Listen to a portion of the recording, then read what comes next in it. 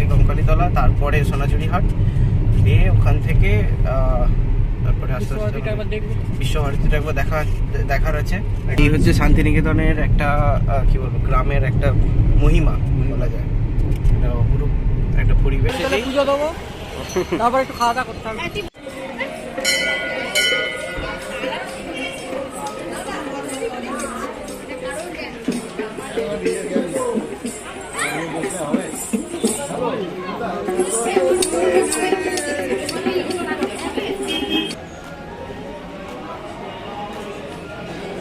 শিব দুর্গা গণেশ।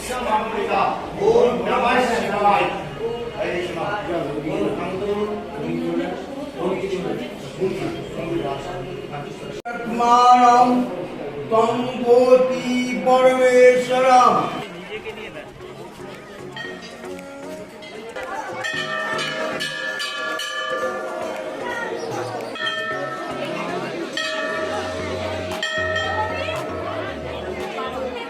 তো এটাই হচ্ছে মন্দিরের ভেতরের যে জায়গাটা, ফাঁকা জায়গাটা, এটা মন্দিরটা। তো জেঠিমা এখন মন্দিরে পুজো দিচ্ছে, আর আমরা বাইরেটা একটু দাঁড়িয়ে আছি। তো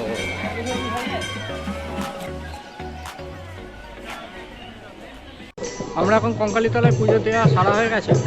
তো আমি একটু জায়গাটা ঘুরতে বেরিয়েছি, এবার দেখাবো জায়গাটা। দেখুন একবার জায়গাটা, একবার দেখুন, এত বড় এরিয়াটা বিশাল। আমার খুব দারুণ লেগেছে এরিয়াটা দারুণ। আমি একদম পুরো ঠাকুরের একদম সামনে অবধি চলে গিয়েছিলাম।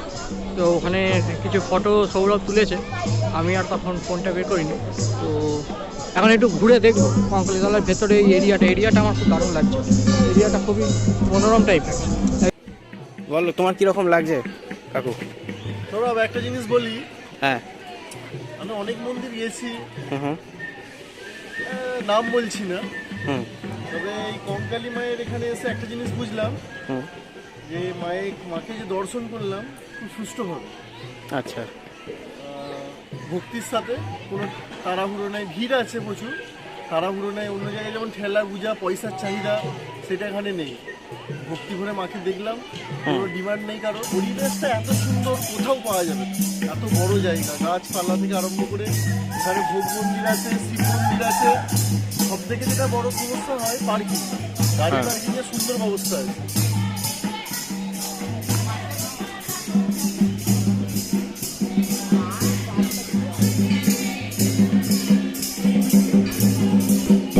কঙ্কালীতলায় এখন এরকম একটা নাচের আসর বসেছে মহিলাদের, যেটা শান্তিনিকেতনে দেখা যায় সচরাচর। এই যে দেখুন,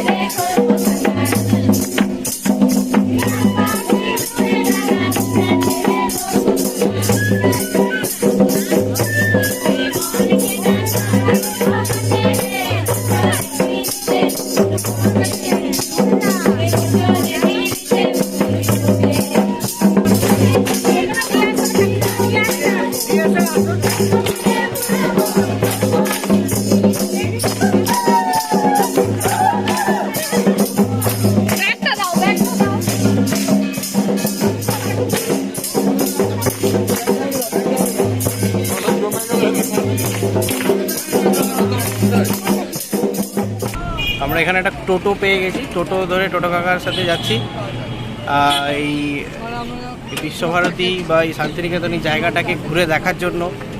এখানকার যে টোটো যে কাকুরা আছে তারা খুব সহযোগিতা করছে। তো তুমি বলে দাও আস্তে আস্তে। এই যে ঘরের চাল বাড়িটা দেখছেন, আচ্ছা, এই বাড়িটার নাম হচ্ছে তালুক বাড়ি এবং কালী সংঘ। এইটা হচ্ছে উপাসনা মন্দির, এটা এমনিতেই বন্ধ থাকে। এটা উপাসনা মন্দির। হ্যাঁ, প্রতি বুধবার সকাল 6টায় হোস্টেলের ছেলেমেয়েরা 10 থেকে 15 মিনিট খুলে প্রার্থনা করে আবার লক করে দিয়ে চলে যায়।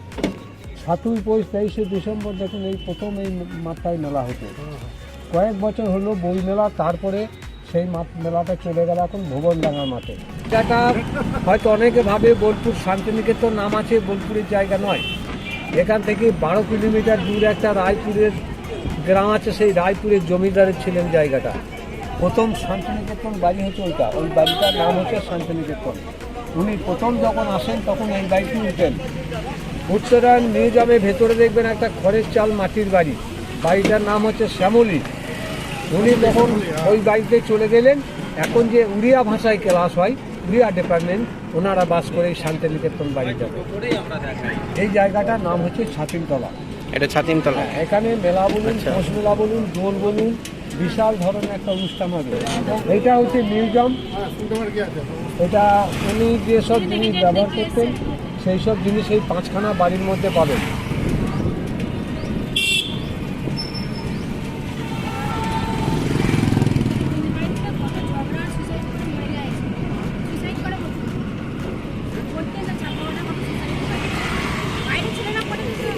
এই হলুদ বিল্ডিংটা কি গো?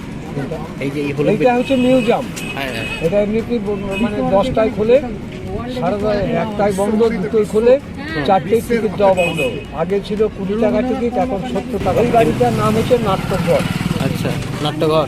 এটা এমনি একটাই হল, এখানে রবীন্দ্রসঙ্গীত অনুষ্ঠান, গান বাজনা যা হয় এইখানে হয়। এবং এই হোস্টেলের ছেলে মেয়েদের পরীক্ষা আপনার এই নাট্যশালায় দেওয়া হয়। এইটা হচ্ছে পুরো কলা ভবন, আর্ট গ্যালারি, পোড়ামাটি কাজ সমস্তই ভেতরে হয়। এই দেখুন মডেলটা দেখছেন, কলা ভবনের ছাত্রছাত্রী নিজে হাতে বানিয়েছে। আচ্ছা। এটা হচ্ছে পুরো কলা ভবন পা দেখতাম। এই যে বিল্ডিংটা দেখছেন, এই বিল্ডিংটার নাম হচ্ছে মালঞ্চ। ওনার ছোট মেয়ের বাড়ি, রবীন্দ্রনাথ ঠাকুরের ছোট মেয়ের বাড়ি। এটা হচ্ছে ছেলেদের বয়স হোস্টেল। অনেক ছেলেরা বিশ্বভারতীতে পড়াশুনো করে এবং ভর্তি হয়ে আছে।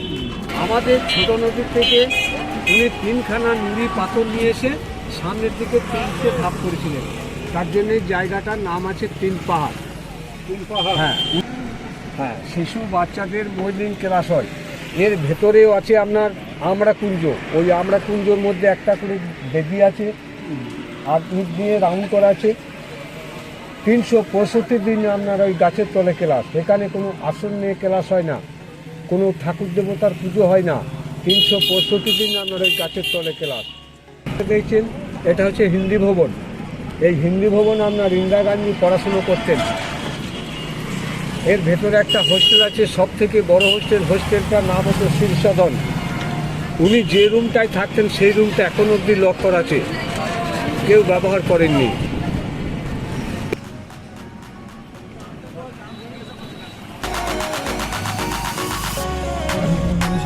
তো এই ছিল আমাদের বিশ্বভারতীর যে বটগাছের ছবি তুলেছো তো? ট্যুর গাইডটা ছিল। বটগাছের ছবি তুলেছো? হ্যাঁ, বটগাছের ছবি তোলা হয়েছে। ওই কাকু, টোটো কাকু হচ্ছে পুরোটা ঘুরিয়ে দিয়েছে। মহাদেব বললাম তো, মহাদেব কাকু পুরোটা ঘুরিয়ে দিয়েছে। খুব ভালো লেগেছে।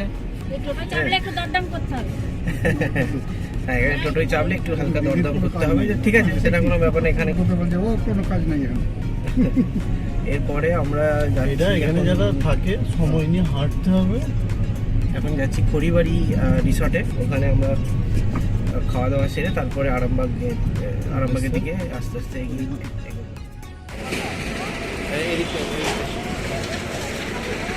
তো আমরা পৌঁছে গেছি খড়িবাড়ি হোটেলে। ভালো বন্ধুরা, আমরা পরিবারী হোটেলে পৌঁছে গেছি।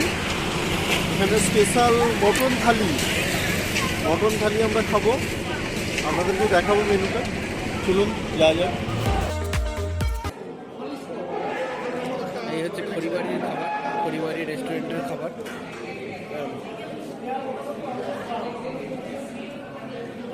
বেশি কিছু বলবো না, বেশি কিছু বলছি না, বাকিটা বাইরে গিয়ে আলাদা করে বলছি। তো আমাদের খড়িবাড়িতে খাওয়া দাওয়া হয়ে গেছে। আমরা এখন বর্ধমানের দিকে যাচ্ছি। বর্ধমান থেকে এদিক থেকে আরামবাগ।